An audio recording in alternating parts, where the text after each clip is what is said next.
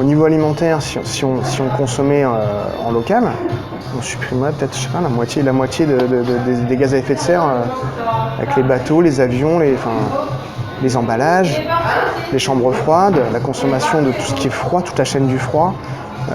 Voilà, donc nous on essaie justement de montrer qu'on peut faire autrement et surtout qu'économiquement c'est viable.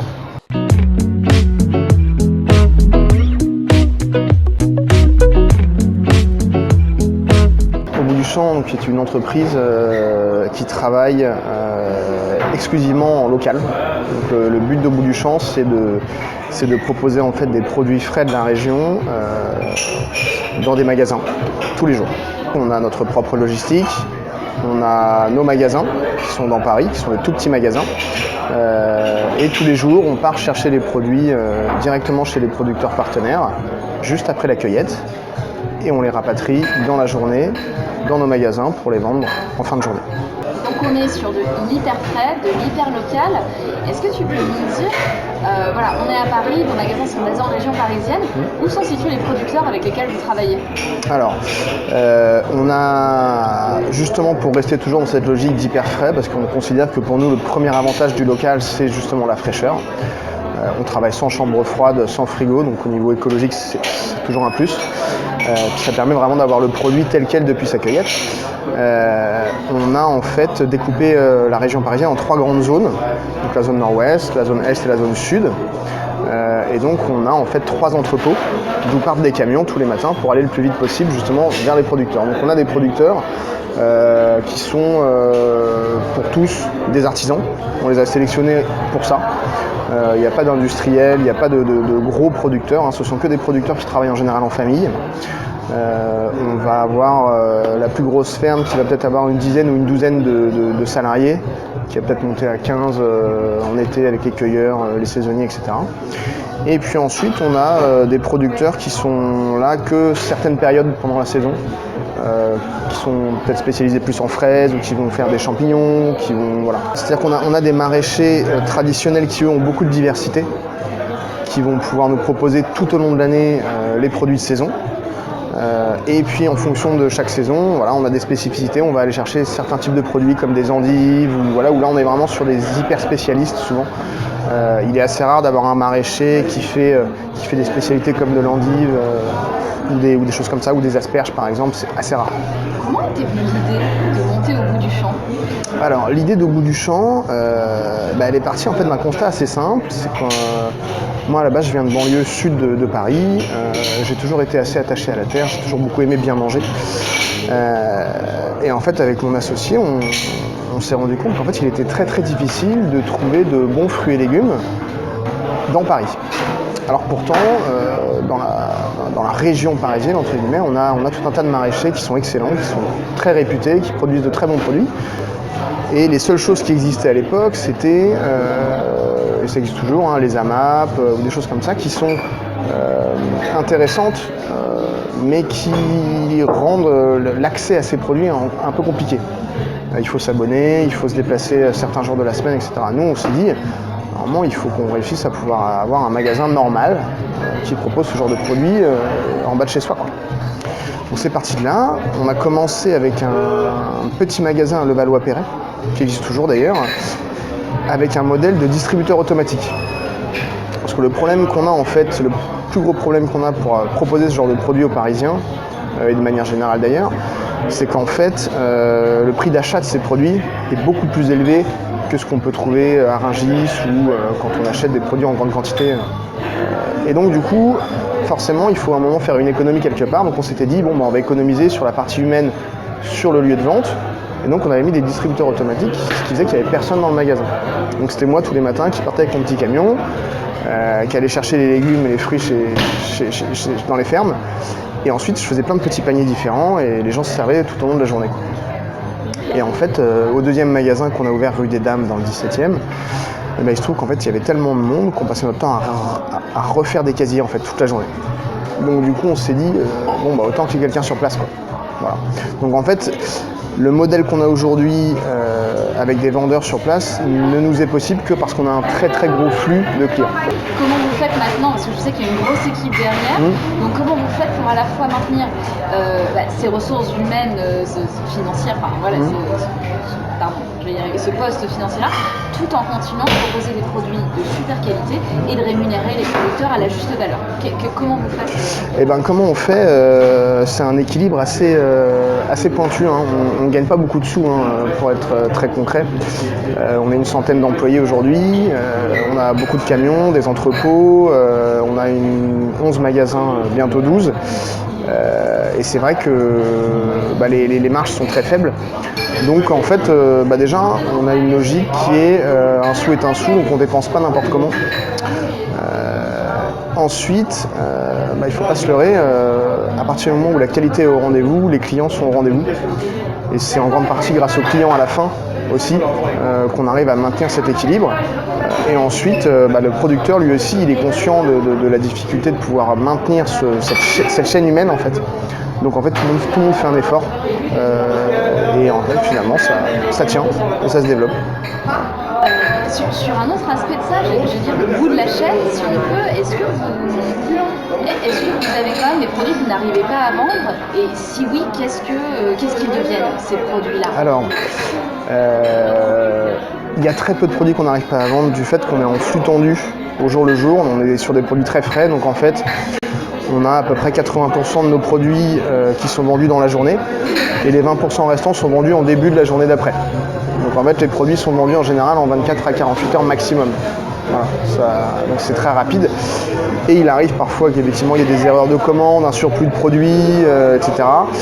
Et là, soit on les offre aux clients, soit ce sont les collaborateurs qui repartent avec. Hein. Nous, on ne s'amuse pas à jeter, à mettre de la javel sur les poubelles pour pas que... Voilà, hein. Et vraiment, quand on a des grosses quantités, on appelle les associations. Voilà. Chaque magasin a le numéro de téléphone d'une association locale. Quels sont les retours des consommateurs? Ça fait pas mal d'années. Les retours des consommateurs, et c'est là où c'est assez important de comprendre. On a été un peu surpris. On a fait une enquête auprès de nos clients assez importante il y a 1 an à peu près. On a vraiment demandé à nos clients, voilà, qu'est-ce qu'ils appréciaient le plus chez nous. Et en fait, on s'est rendu compte que ce qu'ils appréciaient le plus chez nous, c'est pas le fait de manger des produits locaux, c'est pas le fait de se dire qu'ils aidaient les producteurs, c'était juste en fait les produits étaient bons. Et alors c'est à la fois une bonne chose et à la fois terrible à dire, mais en fait les clients malheureusement sont toujours aussi exigeants. C'est-à-dire qu'en gros, ils ont envie d'aider, ils ont envie d'avoir une consommation responsable, etc. Mais à la fin quand même on se rend compte que si on veut vraiment changer les choses, il faut toujours qu'il y ait un avantage pour le client. On s'est rendu compte que voilà, ce qui arrêtait vraiment nos clients, c'était la fraîcheur et le goût. C'est super intéressant. C'est très important. C'est super intéressant. Parce que ça permet du coup de vraiment modéliser et de se dire ok, donc si on veut changer les choses, et c'est un peu de là d'où est parti au bout du champ, c'est que si on veut vraiment changer les choses en profondeur, on ne peut pas compter sur le fait que les gens vont faire un effort supplémentaire. Malheureusement, les clients, les consommateurs, ils ont leur quotidien compliqué, leur boulot, leurs enfants, leur famille, tout un tas de choses à faire dans la journée, c'est un peu un tourbillon infernal. Et malheureusement, leur consommation, elle n'est pas toujours éthique, elle n'est pas toujours choisie, mais elle va au plus simple, au plus pratique. Et voilà. Et c'est là en fait où on peut les perdre, si on part du principe que c'est au client de faire l'effort. Et c'est surtout que ça va même plus loin que ça, c'est-à-dire que le client, nous quand on arrive dans un nouveau quartier avec un magasin, on l'éduque petit à petit. C'est-à-dire que des pommes abîmées, des produits qui peuvent avoir un aspect qui change de ce qu'ils retrouvent habituellement dans les grands magasins. Au début, les clients n'en veulent pas. C'est petit à petit qu'ils s'habituent, une fois qu'ils ont goûté, qu'ils se rendent compte que finalement il y a un avantage pour eux et que le prix n'est pas beaucoup plus important que s'ils allaient ailleurs, qui commencent à consommer davantage. Mais c'est valable aussi pour le producteur, c'est-à-dire que souvent, c'est un vrai sujet, et les producteurs en parleraient mieux que moi d'ailleurs, mais les producteurs, ils ont envie de travailler en tout bio. Ils ont envie de travailler sans jamais intervenir avec des intrants ou des choses comme ça. Il y a aussi quelque chose de terrible, c'est qu'ils traitaient davantage il y a encore quelques années, et ils traitent toujours, certains traitent encore beaucoup pour ceux qui travaillent avec des grands magasins, etc. Parce qu'en fait, il y a un niveau d'exigence des clients qui veulent avoir toujours un produit parfait, qui font qu'en fait, le producteur, s'il veut vendre ses produits, il n'a pas le choix que de traiter. Donc en fait, on passe notre temps à les montrer du doigt, à leur dire vous nous empoisonnez, vous ne savez pas travailler, il faut faire comme ci, comme ça, comme ci, comme ça. Oui, peut-être, on aimerait bien, mais si je fais comme ci, comme ça, comme ci, comme ça, vous achetez plus mes pommes. Donc c'est un vrai problème. Et nous, on a remarqué grâce à ça, nos producteurs changent leur façon de travailler. On avait un producteur de pommes et de poires, le Claude et Logette, qui était en grande difficulté économique depuis quelques années. Et quand il nous a vu arriver, il était très heureux. Et il a une quarantaine d'hectares de pommes, de poires, de vergers. Et il vendait tout à Rungis ou à la grande distribution. Et donc il y avait un cahier des charges draconien. Voilà, les pommes devaient être parfaites, les poires devaient être comme ci, comme ça, pas tachées, etc. S'il y a des taches, on refuse le lot. On ne se pose pas de questions, c'est terminé. Alors qu'elles ont été travaillées, cueillies, récoltées, enfin bref. Et ben, quand il a commencé à travailler avec nous, il faisait, comme on entend souvent parler, 25, 30 traitements, voire même plus par an. Il a commencé à travailler avec nous la première année. Bah, il est passé de 30 à 3 traitements. Je dis, bah oui, en fait, moi, mes pommes abîmées, au lieu que vous me les jetiez, vous me les prenez. Et vous les vendez à vos clients. Donc en fait, j'ai pas besoin de traiter. Donc je traite pas. Mais on ne se rend pas compte à quel point, en fait, voilà, c'est un changement en profondeur, mais qui va mettre des années et des années. Tu dis, voilà, tout le monde n'est pas bio, il y a des traitements dans vos producteurs. C'est quand même, j'imagine, la plupart une agriculture qui est raisonnée. Parce que justement, oui. Tout est raisonné dans la démarche. Tu peux nous en parler un petit peu là-dessus ? Alors, oui, c'est un vrai sujet. On a d'ailleurs eu longtemps ce problème auprès des clients aussi, parce qu'il y avait beaucoup de clients qui nous disaient, mais pourquoi c'est pas tout bio ? Et nous, on leur a expliqué, on a des producteurs bio dans nos producteurs. Le label bio en lui-même, nous, on ne le met jamais en avant. Le label en lui-même ne nous intéresse pas parce qu'on estime que nous, on va plus loin dans la démarche, dans le sens où on s'intéresse aux producteurs, à sa manière de travailler. Et leur manière de travailler, effectivement, en termes alors aussi bien de savoir-faire que d'intervention chimique, sont au top du top. C'est-à-dire qu'on a vraiment des interventions qui sont faites exclusivement de manière très, très ponctuelle. Et même souvent, dans la plupart du temps, ils préfèrent ne pas traiter et laisser perdre une parcelle de salade ou de tomates, etc. de petite taille, parce qu'ils ont une grande diversité sur leur terre, ce qui fait qu'ils n'ont pas d'intérêt en fait à traiter. Les gens ont souvent tendance à associer les fruits et légumes avec les intrants chimiques, etc. En fait, dans le maraîchage traditionnel, c'est très rare. C'est très rare pour une raison très simple, c'est qu'en fait, ils travaillent sur beaucoup de petites parcelles, il y a beaucoup de rotation. Et en fait, traiter une parcelle, ça coûte très cher. Il faut bien comprendre ça, c'est un vrai boulot, il faut avoir les outils, il faut avoir les humains qui le font. Et en fait, ils préfèrent souvent laisser tomber, perdre, et puis tant pis en fait. Ils passent à une autre parcelle, c'est pas gênant pour eux. Les industriels qui font des centaines d'hectares de carottes, s'ils ont une carotte qui est trop atteinte et qui se répand sur tout le reste, pour eux c'est dramatique. Donc on n'est pas du tout sur la même logique. Pareil pour les gros céréaliers. C'est pas du tout la même approche. Et souvent ça, les gens ne connaissent pas ces distinctions. Vous éduquez les consommateurs justement à essayer de faire un petit peu la différence, de mieux comprendre comment tout ça marche. Comment tu penses qu'à une plus grande échelle, on peut mieux éduquer, mieux faire comprendre, justement, ne pas faire de la greenwashing et dire, ben voilà, le maraîchage, ça peut se passer comme ça, comme ça, comme ça. Une agriculture à plus grande échelle céréalière, ça peut se passer comme ça, comme ça. Quels seraient peut-être les, je sais pas, 2-3 conseils, mais les 2-3 petites choses qu'il faut mettre en avant pour éduquer ou comment ? Premièrement, je pense que la meilleure des choses à faire, c'est d'aller voir un producteur. Essayer de se rendre compte de ce qu'il vit au quotidien pour comprendre la difficulté et les difficultés auxquelles ils sont confrontés tous les jours. C'est un assaut ininterrompu, la vie d'un producteur. Il faut vraiment comprendre que tous les matins, il ne sait pas quelle surprise il va avoir dans ses champs.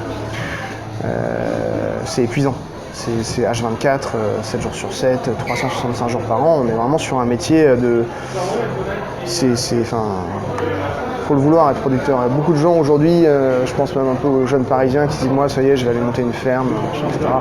Et tant mieux, il y a des gens qui ont envie d'y retourner. Mais souvent ils y retournent quelques semaines, quelques mois et puis ils reviennent. Parce que c'est dur, c'est très dur. Et on a beaucoup d'idées reçues sur ce métier en l'imaginant toujours sympa, en plein air, il fait beau, etc. Mais il fait pas aussi souvent que ça en Ile-de-France.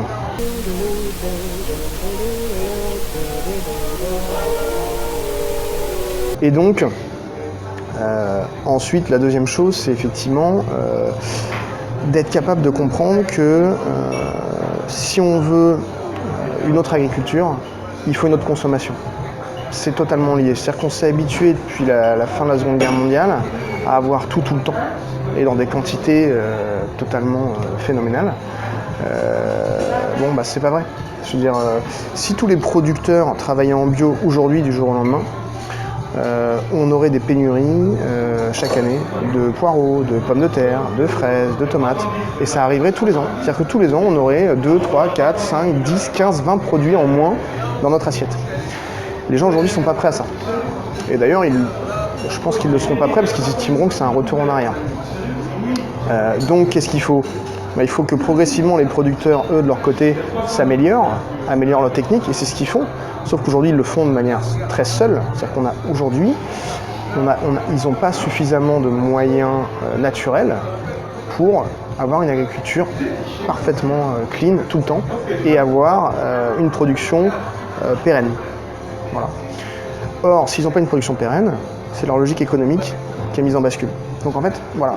Et donc encore une fois, on est sur des curseurs. Et les gens souvent manquent de curseurs. C'est-à-dire qu'ils veulent toujours tout, mais ils oublient le reste. En fait, ce qui se passe derrière, tout ce que ça entraîne.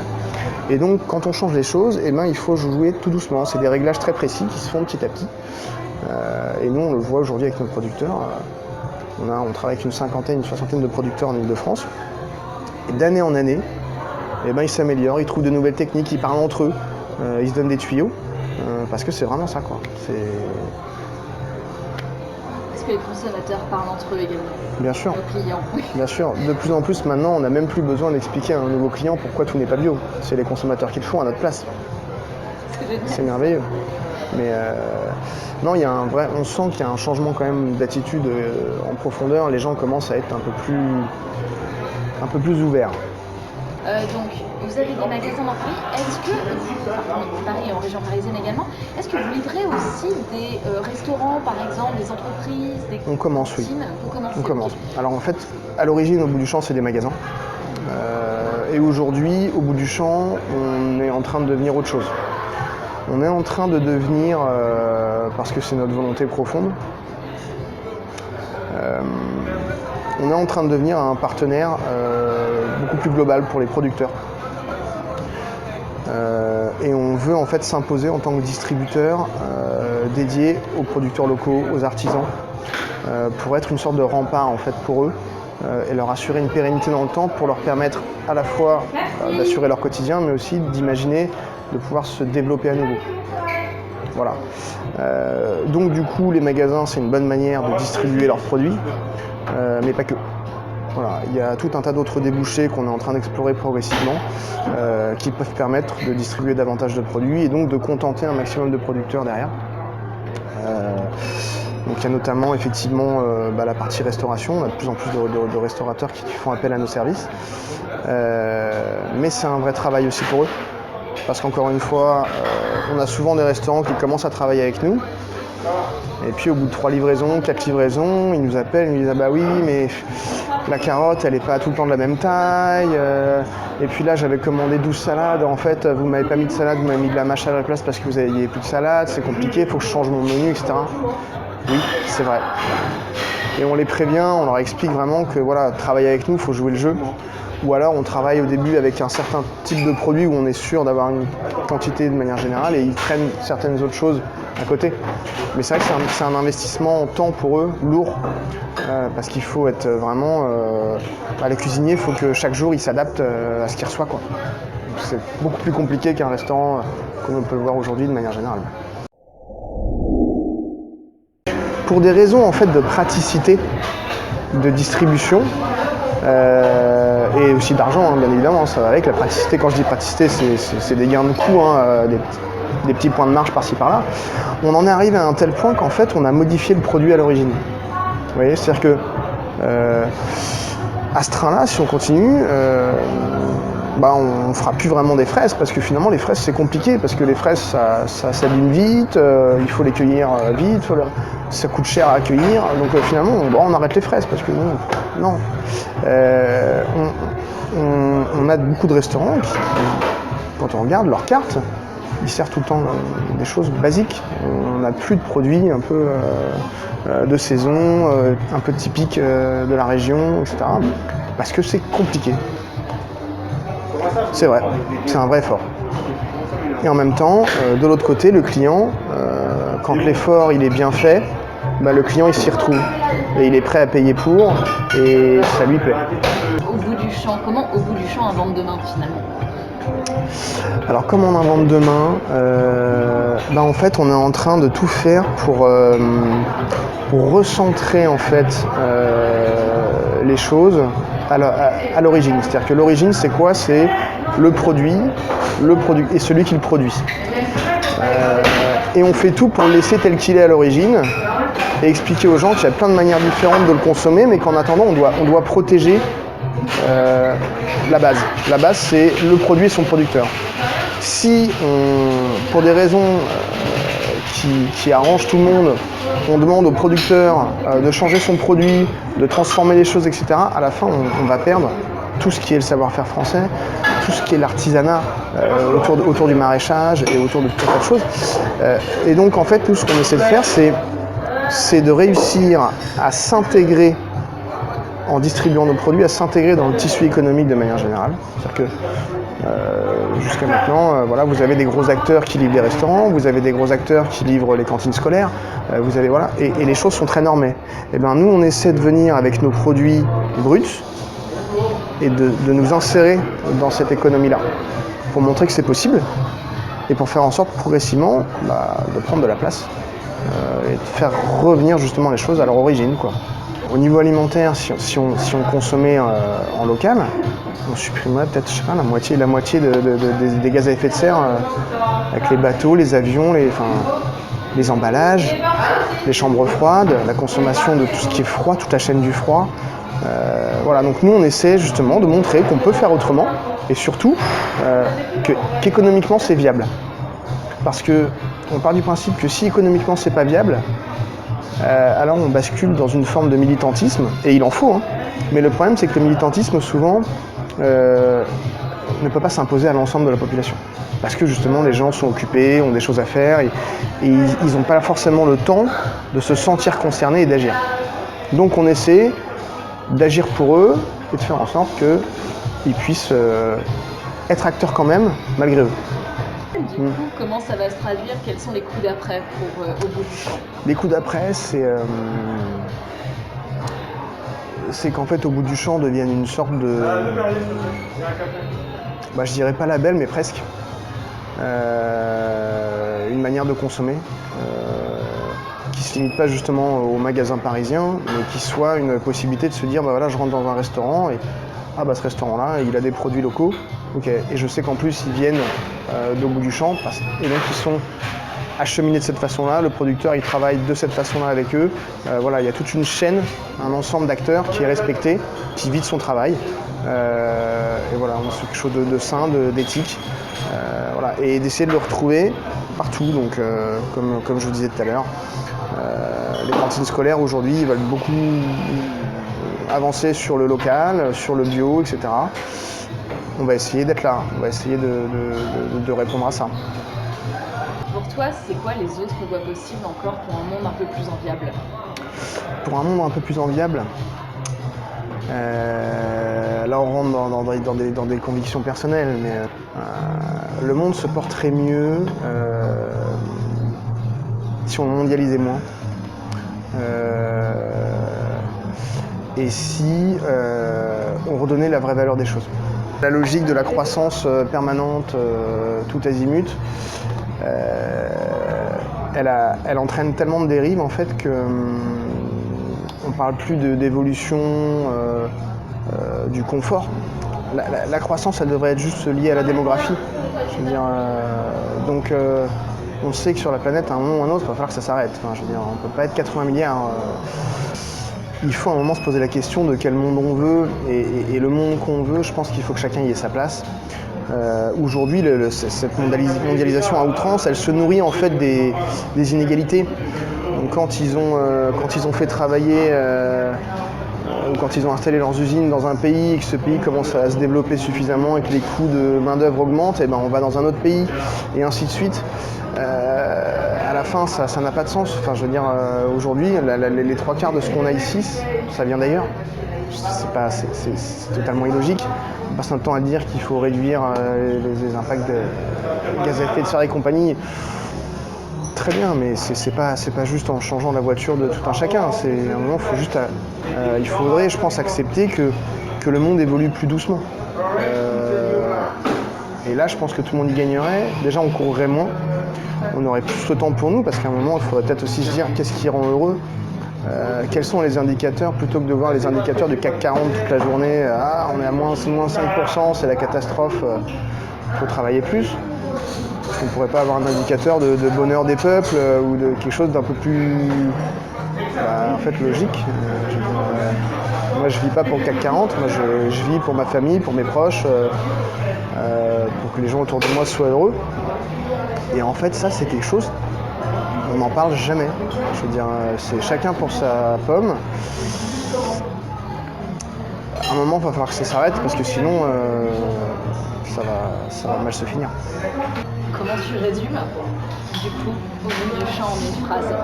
Comment je résume au bout du champ en une phrase? La pérennisation.